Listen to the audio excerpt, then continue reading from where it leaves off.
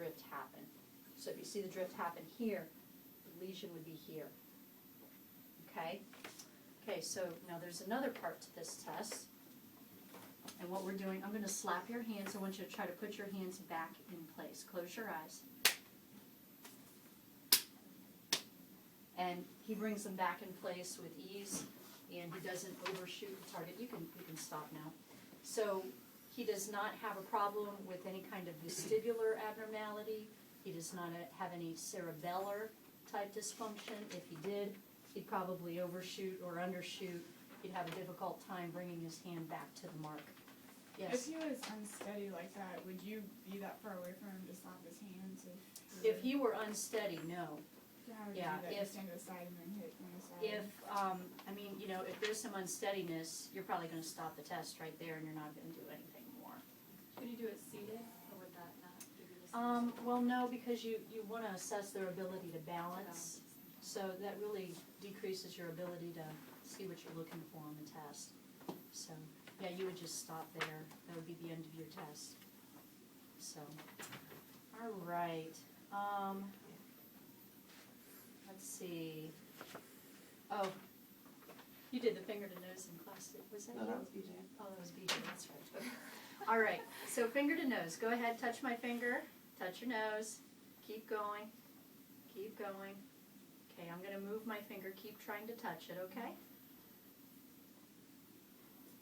Okay, good. Okay, now I want you to keep going. Now close your eyes. Keep going. It's a little bit more difficult to do, but he's doing a good job. Okay, so that's a normal finger to nose test. So, and if you would see that the person is doing pretty well with their eyes open, shut their eyes, and they have difficulty, it might be more of a vestibular dysfunction abnormality, something like that. If they are having difficulty doing it, eyes open and eyes closed, that's probably something more of a cerebellar abnormality. And typically with cerebellar abnormalities, as they get closer to their target, their ability to hit the target is going to get worse. You're looking for an intention tremor. That's what it's called. So if he had an intention tremor, do you want me to do it or you want to try it?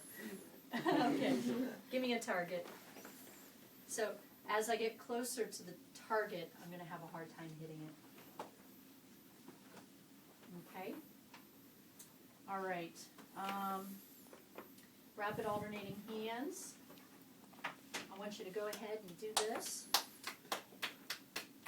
Good. And switch hands. Do it with the other hand. And he has absolutely no problem with that. That looks to be intact. So that tests your fine motor function. And again, we're looking for cerebellar abnormalities when you're doing that test. Heel to shin. Okay, I need you to lay down again.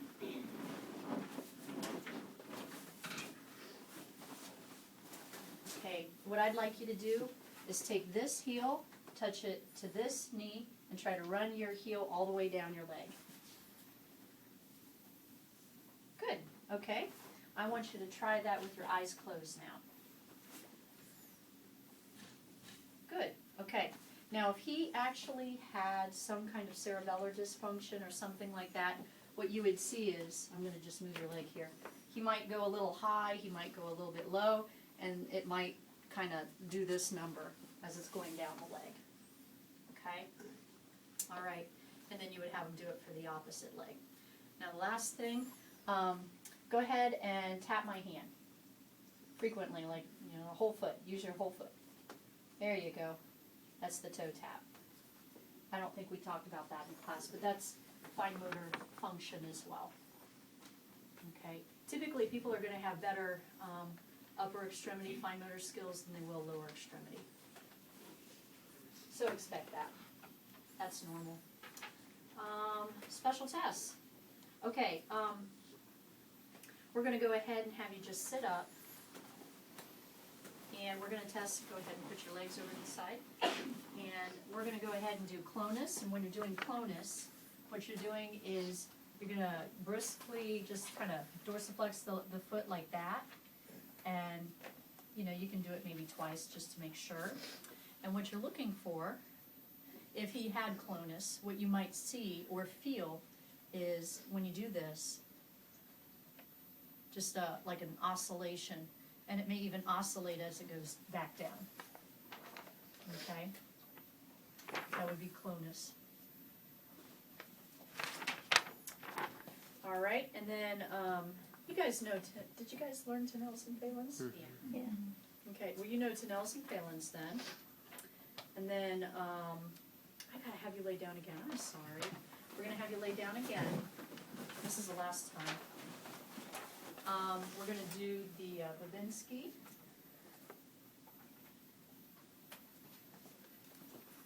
And what you're doing, I don't know if you guys can see what I'm doing, but essentially you want to do this. You want to do it this way. This is the path when you're doing that. So, and he does not have a positive Babinski, but he doesn't have much of any response. But this is a Babinski. Oh, see, there he got one. You see how the toe's kind of curled a little bit?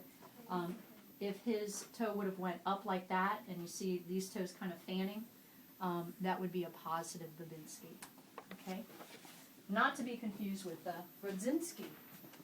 The Brodzinski, what you're going to do, you're going to go ahead and just kind of pull his head up, and this would be a negative Brodzinski. But if it were positive, what would happen? I'd raise his head up, and as a result of raising the head up, he might go ahead and flex your knees there. He might kind of flex his knees and hips, or have a tendency to want to do that.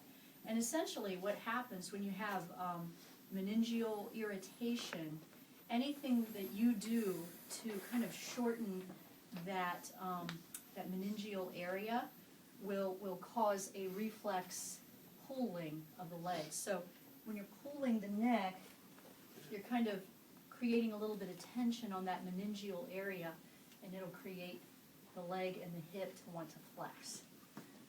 So anyway, that's the Brodzinski, and then the other one is the Kernigs. And the way that you do this, you're going to go ahead and put the leg like this, and then you're going to straighten out the knee. And when you straighten out the knee, does that hurt? Okay. If you find that when you do this, there's pain right here, or resistance, and he has a little resistance, but it's just because he's got some tight hamstrings, I think.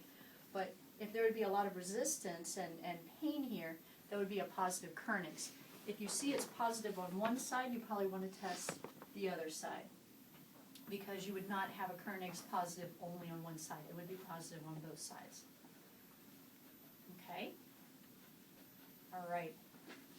What did I miss? The Valsalva. You know, the Valsalva maneuver, we're not going to demonstrate that, and we're not going to, I don't think we're going to expect you to do that for the practical either, but essentially, when you do a Valsalva maneuver, you're bearing down, and it will cause a decrease in your blood pressure, and it tests those autonomic receptors that allow for vagal stimulation and a decrease in your blood pressure. Like I said, I don't think we're going to be testing that on you guys when you're doing the practical. We don't want you guys passing out. So, I think that's it. Did I miss anything? Any questions?